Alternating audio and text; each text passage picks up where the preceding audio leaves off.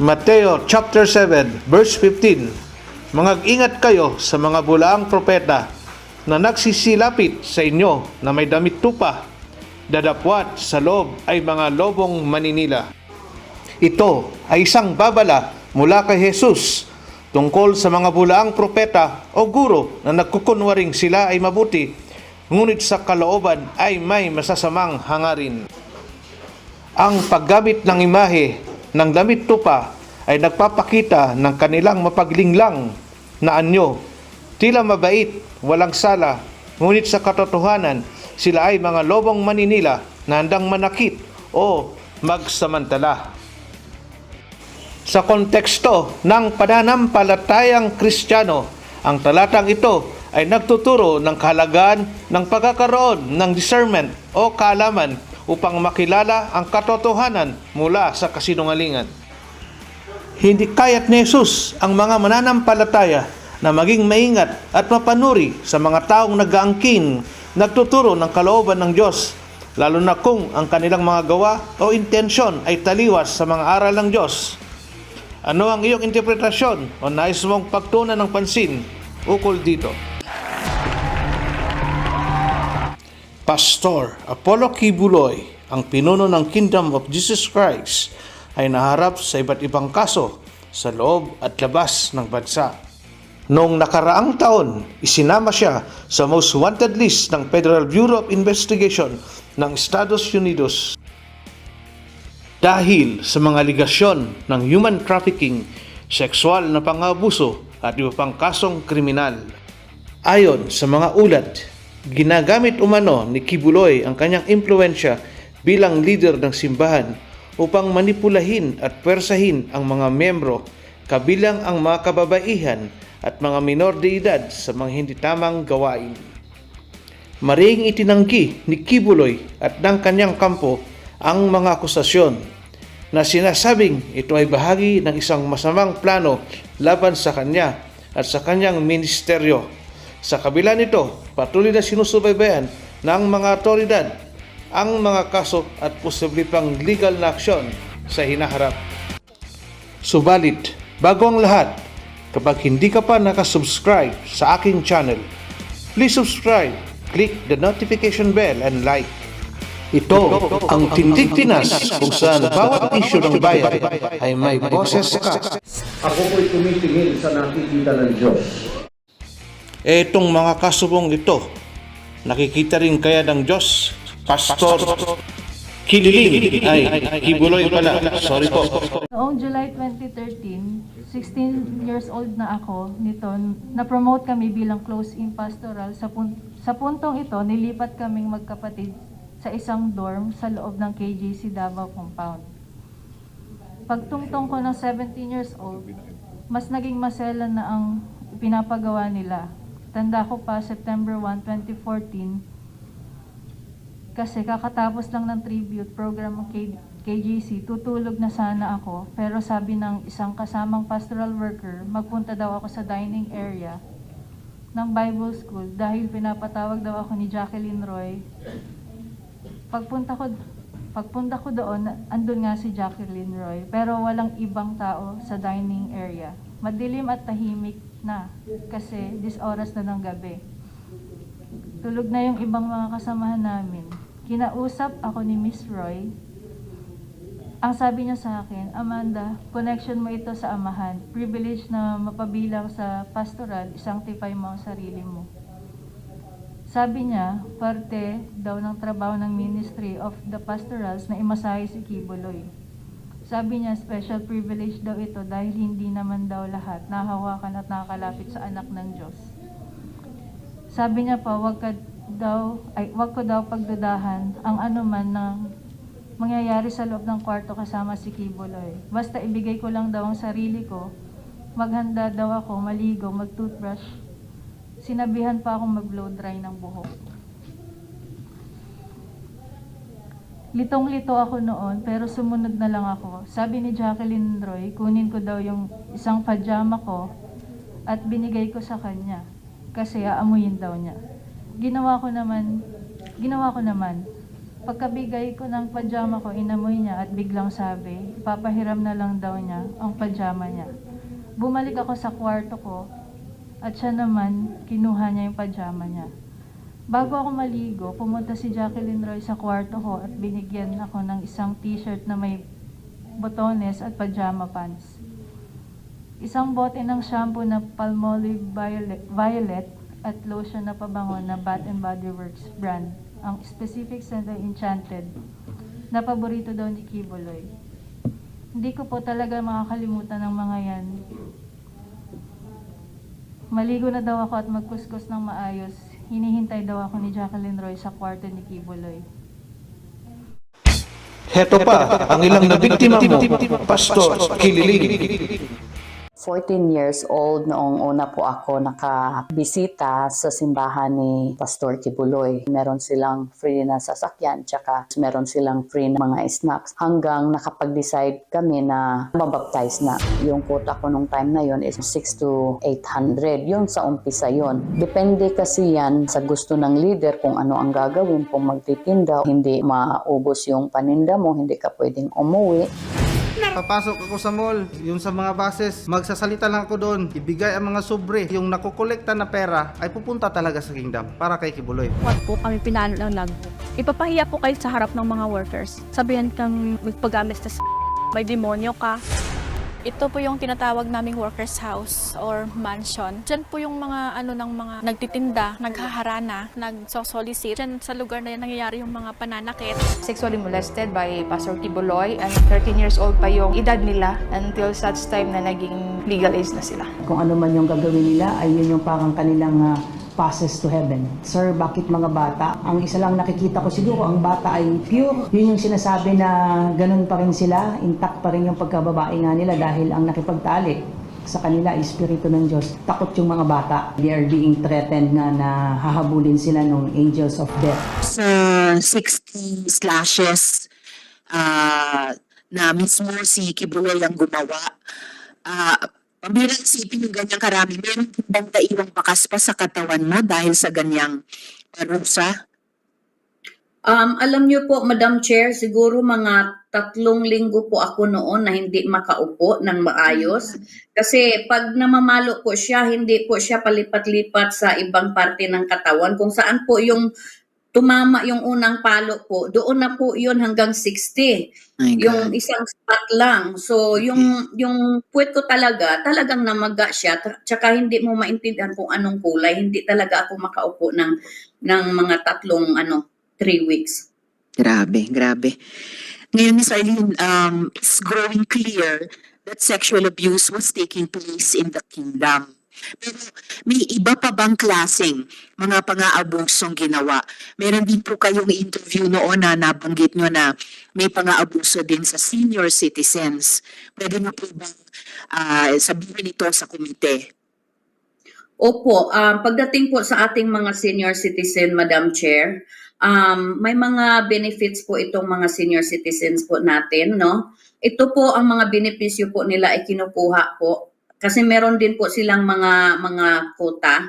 So, ang nangyayari po, wala pong mga pambili ng gamot itong mga senior citizen natin. Kahit gatas po, wala po silang pambili kasi binibigay talaga lahat kay Kibuloy.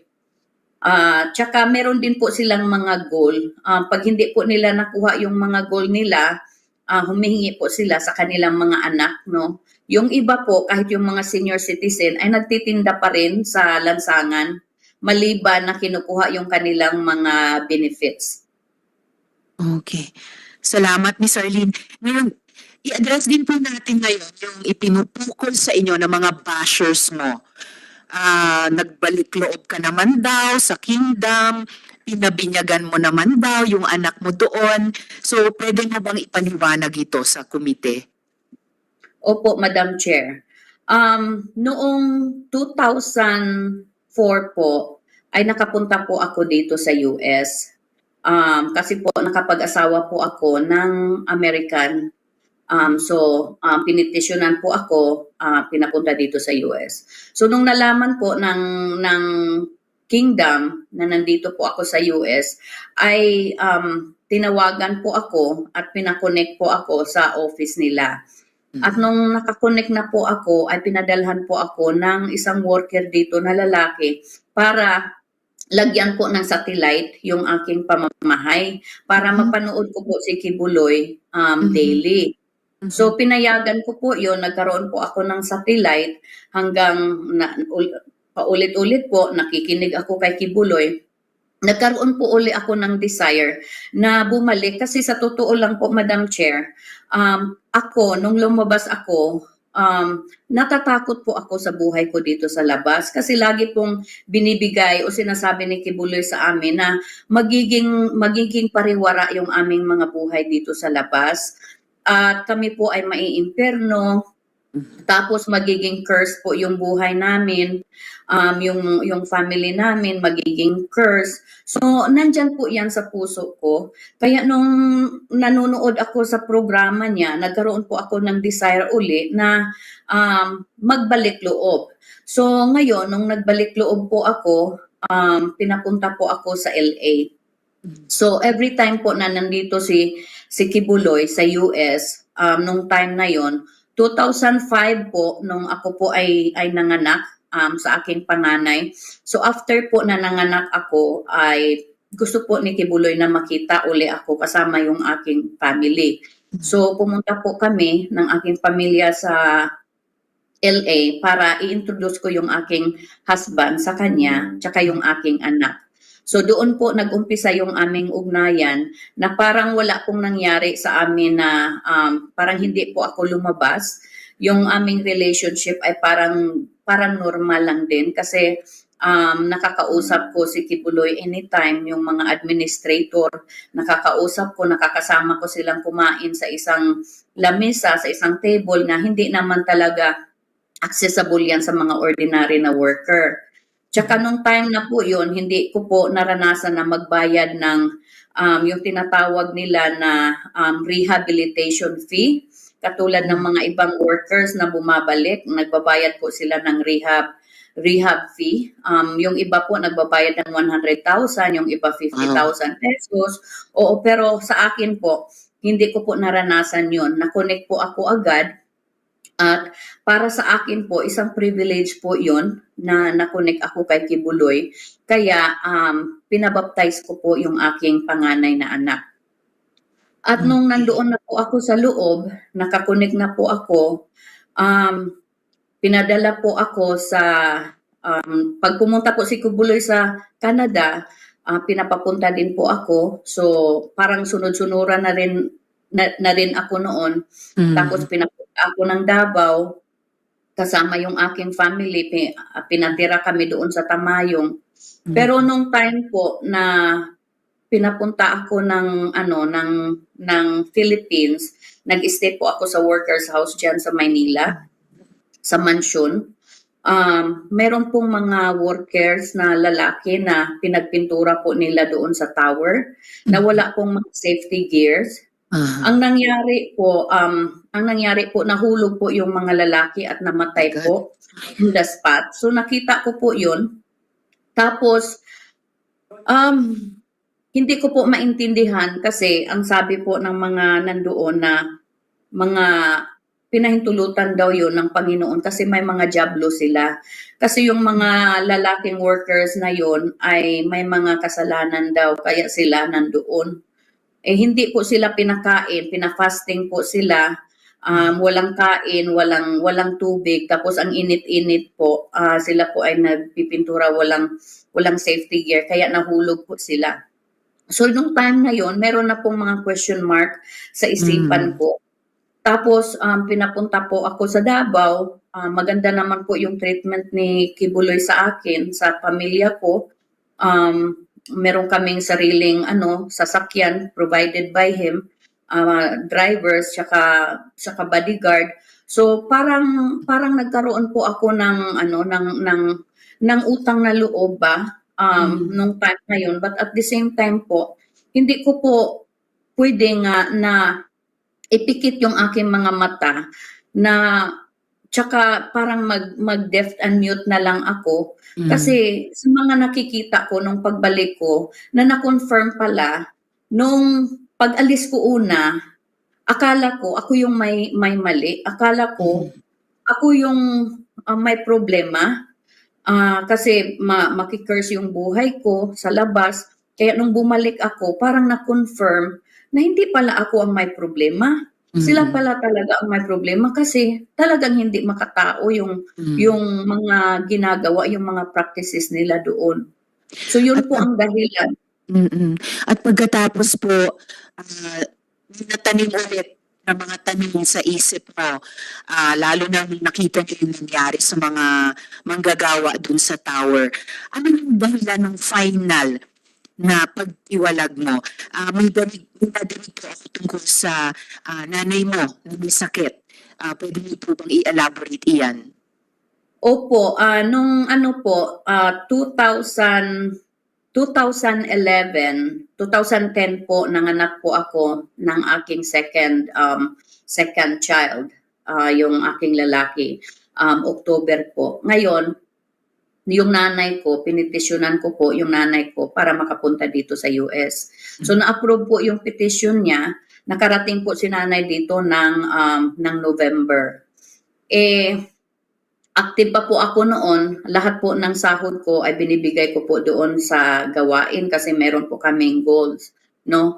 So nung nandito na po si nanay, November po, May, after that, few months lang, nagkasakit po si nanay. Meron pong tawag nito, tumubo sa ulo niya kasi nawalan po ng pakiramdam yung kalahati ng katawan niya. Tapos dinalag ko po siya sa emergency room. Ang findings po noon, meron siyang tumor, brain tumor. So kailangan po siyang i-biopsy. Nung na-biopsy po, it was good news kasi hindi pala cancerous, kundi siya, yung demyelination disease. So na-under treatment po yung nanay ko nung time na yon, tsaka yung baby ko, siguro mga 6 months pa lang yon. Inaalagaan ko sila at ako po ay nagtatrabaho pa rin. So ang nangyari, para magampanan ko yung responsibility ko sa nanay ko na nasa ospital, tapos yung anak ko nasa bahay, so hindi na regular yung pagtatrabaho ko. So hindi ko na po naibibigay yung aking Quota.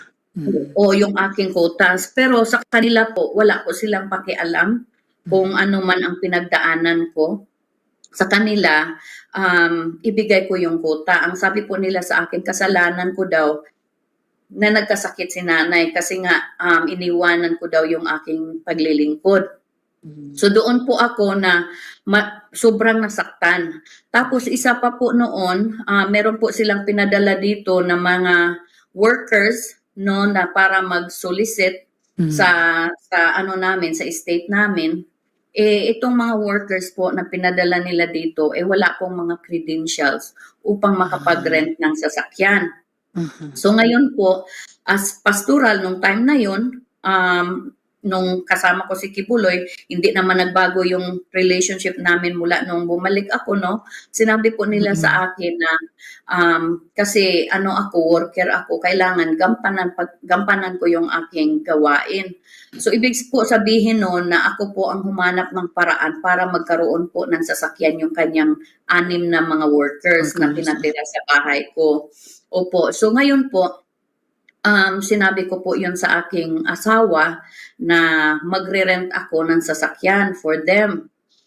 Ayaw po ng asawa ko kasi po yung asawa ko puti.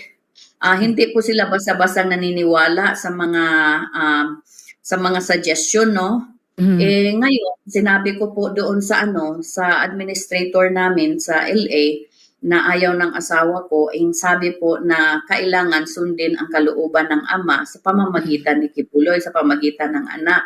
So to make the long story short po, sinuway ko po ang aking asawa at ako po ay nag-rent ng sasakyan para sa mga workers. So ginamit po nila yung sasakyan. Nag-travel po sila dito sa Minnesota. After po nilang masaturate yung Minnesota sa kanilang pagsusulisit at pumunta po sila ng Chicago gamit yung sasakyan. Ang buhay po kasi ng workers, hindi po sila natutulog ng maayos. So, sa gabi po, nagbibiyahe sila kasi sa araw po, lumilikom sila ng pera. So, bumiyahe po sila sa gabi from Chicago to Minnesota. Na-accident po sila sa daan. Yung sasakyan po, nung na-aksidente, na total po yun, 18,000 po yung charge kasi wala naman po si Arlene Stone doon. So sa aking responsibility po 'yon. Ngayon nung sinabi po 'yon sa alam naman ng mga ng mga administrator kung ano ang nangyari. Ang sabi po sa akin, share ko na 'yon sa gawain ng ama. So ibig sabihin, i-shoulder ko yung damages nung sasakyan. So binayaran ko po 'yon. Yung utang nila. So nagpatong-patong na po yung mga abuses pa na sabi ko enough is enough. Yeah. So yun po yung dahilan na talagang pinadalhan nila ako ng tawag nito disconnection notice memo. Pinadala po sa akin through email. Maraming salamat, Miss Arlene. Mateo chapter 7 verse 15. Mangag-ingat kayo sa mga bulang propeta nagsisilapit sa inyo na may damit tupa na dapwat sa loob ay may lobong maninila. Ikaw, kaibigan, ano ang saloobin mo? Pakilagay naman sa comment section. Muli, ito ang Tindig Pinas kung saan may boses ka.